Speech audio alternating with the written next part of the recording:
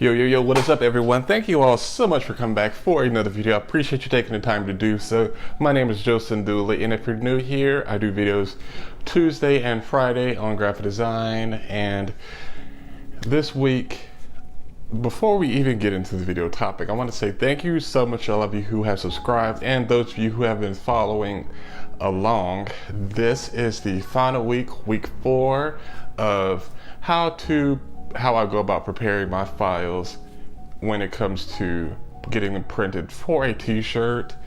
And setting up files can be difficult for some, but no need to worry.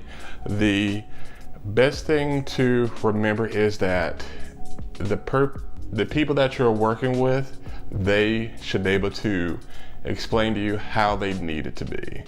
So with that said, let's go ahead and get to the screen that you're seeing behind me and how I will go about setting this up for. All right, so the first thing that you want to realize is the file type that you need to save it in, also the color mode that it needs to be in. As you see here, it has RGB, but printing does not do RGB. RGB, it is to be viewed on a screen. So I'm going to change the color mode. I'm going to go to CMYK, and I'm not going to merge the layers because there's no need for me to, and I don't like to do that. So I'm going to click don't merge. In other words, you're about to convert to CMYK and hit OK. And it's going to do its thing. And then boom, we are in CMYK, and the color of the back of the color of the overall design that you see here, you will go about doing that your way, choosing the colors. And what I like to do, I like to turn off the background, so the place that I'm getting it printed at, they will not have to worry about that. And I don't want to have a big block of text. I mean, a big white block of where the design is being printed on. I want it to be printed on the shirt directly. And so after turning off the background, we are good on that aspect. And as you see here, I have everything organized by groups, and some layers are turned off because there's two different designs. If you saw from last week's video, I got two different designs. It was just a subtle change. I just changed embrace. I had it more curved. Hold on, wait, back to what we were saying. Yeah, so I did two designs, and this is really very important of keeping stuff organized. If you're not an organized person in general, it's a good time to, really just practice, because as you see here how I have these layers, just layer 1, 2, and 5. I could really go in and name them like sketches / grid.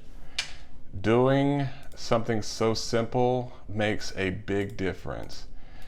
And the reason why I feel it's very important to name your layers to keep the stuff organized is it makes it easier for you if you have to go back for any reason, or if I was going to be sending over this whole file to a printing company for them to do the shirt. But that is something else. I would save the layer. Well, first off, if there's any changes that I've made, save them in this file and create a new file and name it Embrace Change Final, and just have the layers of what I want to be printed, so the people will not change anything. They don't have to go in and start messing with layers and etc. So let's name this group here design 1 and Then this group here will be design to curved. And then go in and you see here, I got, let me zoom in for you. There we go. Hopefully that is better. Got embrace and embrace change. And same for this one as well. And that's a subtle difference. But we're not going to go with design 2. We're going to go with design 1. So after that, zoom out, and I always like to check the resolution.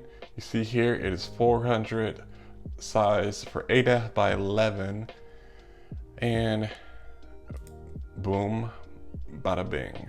And then after you get all this taken care of, let me zoom out, you will go to File, Save As, save on your computer, not unless you save it in the cloud. And you see here, I already got a folder that I created for the Embrace Change t-shirt design. That's another part of organization, keeping it all together as well as making it easy. And just format Photoshop PDF, because you have many different types of files that you can save them as. You can save it as a PDF, a JPEG, or a PNG with a transparent background. I'm going to go through all those, try to do it really quick. So you're just going to do Save As, hit OK. And what I was taught, always go to Press Quality PDF, and then you could even require a password for the document. I mean, you could even go in and restrict just the printing and editing. And I mean, just look at all of this. Like, this is a bit more technical if you need to take it to this level. And then the output, got all of this, and then just a summary of the file. And then, I mean, compression.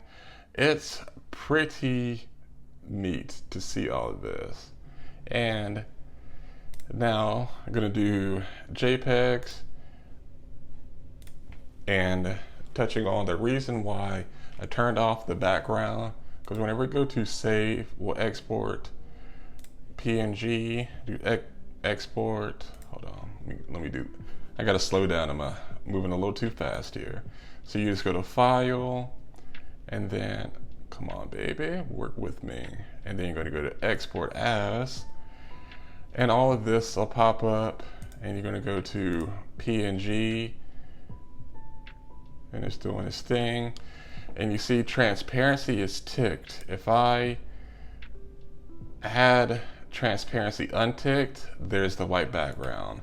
We don't want that. So I will check transparency. You shouldn't have to go in and change any of this stuff, and especially how it's in pixels. I mean, if you can convert pixels, even more power to you. I can't do that. You could even go in and do the metadata. I mean, the metadata and all that's a little bit more complex, but that's with PNGs going in and exporting it. Resolution, we already checked, that's at 400. And then you go to JPEG, pretty much the same thing, but obviously you do not want to have that background. And regardless, in JPEGs, I believe it's going to have that white background. But as I had mentioned earlier, the place that you're getting your shirt printed at should indicate that to you. If you're not using something like, what is the, I mean, there's so many, like one of the, oh my God, the online printing services, like Spreadshirt, Teespring, those you're gonna have to, I would most likely save those as a PNG, but make sure that it is high resolution and uncheck transparency background, because if you do JPEG, it's gonna have this white background. And you know, that is pretty much it. I will also, let me show you the mock-ups that I did. So you could do it like this, mock it up in Photoshop. Just you could just go to Google and search t-shirt mock-ups. This is what I did. And I will have to say, it is very important to mocking up your designs so you can have a visual image of how it's going to look on the shirt. Because you can see here, maybe it's too high, maybe it's too big. And you know, some shirts, when they're printed, they have like how do you say, not some shirts, some companies that you buy shirts from, they have the design down a bit so it's more in like the chest area and not up so high. But that is pretty much it. Let me know what you all thought about the shirt designs, and also feel free to subscribe if you haven't done so yet. I appreciate all the support, and this journey has been wonderful. Hope you enjoyed this little series, and let me know what you thought about it in the comments below. Peace and love, everybody.